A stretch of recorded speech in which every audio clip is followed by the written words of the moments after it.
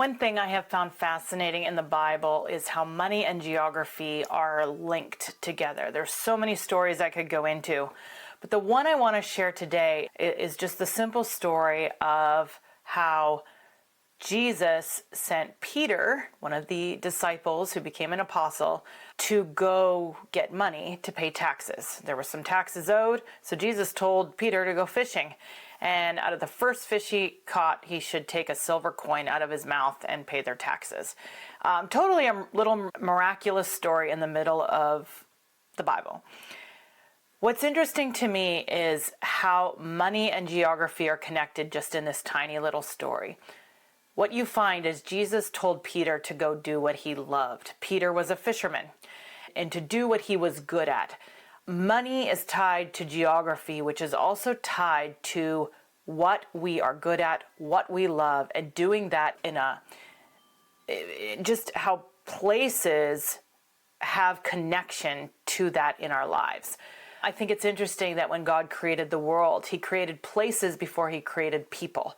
And so geography is very much at the heart of God.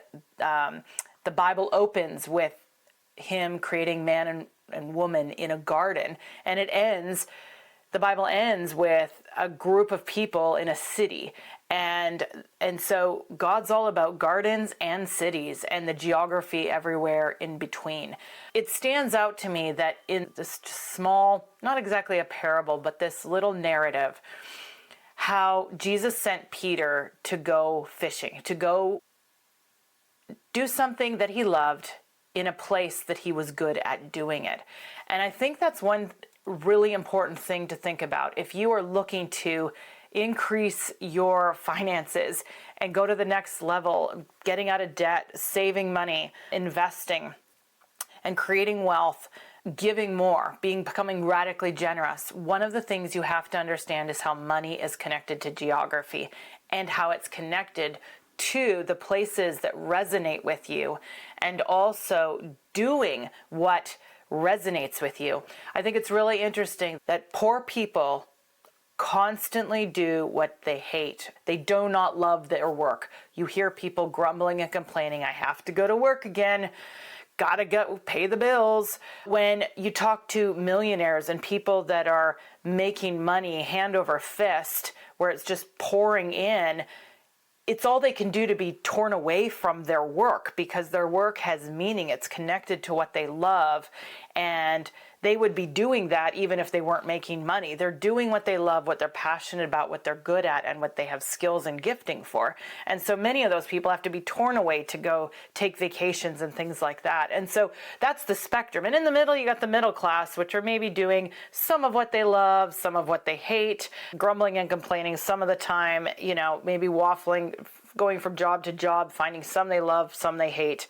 And so there is, I think on that spectrum, you will find a broad range of people doing work that has a whole different experience in meaning of fulfillment in their life. And so if you want to move on that continuum to a place of increase so that you have more to give more and be more, then finding the places that you love, doing work in a place that brings you joy and allows you to thrive, a working environment that stimulates you is huge. And it might not be moving to another country. It might not be moving to another state. It might just be finding a job, a company that has way more windows in the building than the one you're in, so that you have a better view. It might be working from home rather than from an office. It might be discovering you're an outdoor person and that if you are in any way able to work outside, your productivity, your joy increases.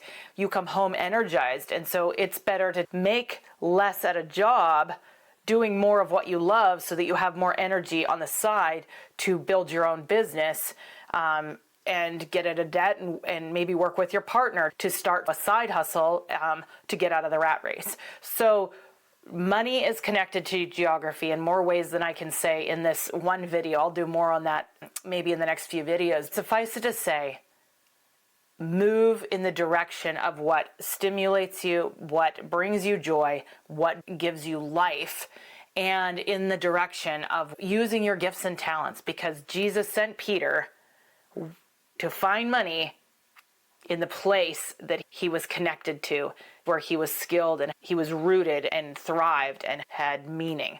So I leave you with that today, and I challenge you to trust God with your finances in ways that you never have before. I'll see you on the next video.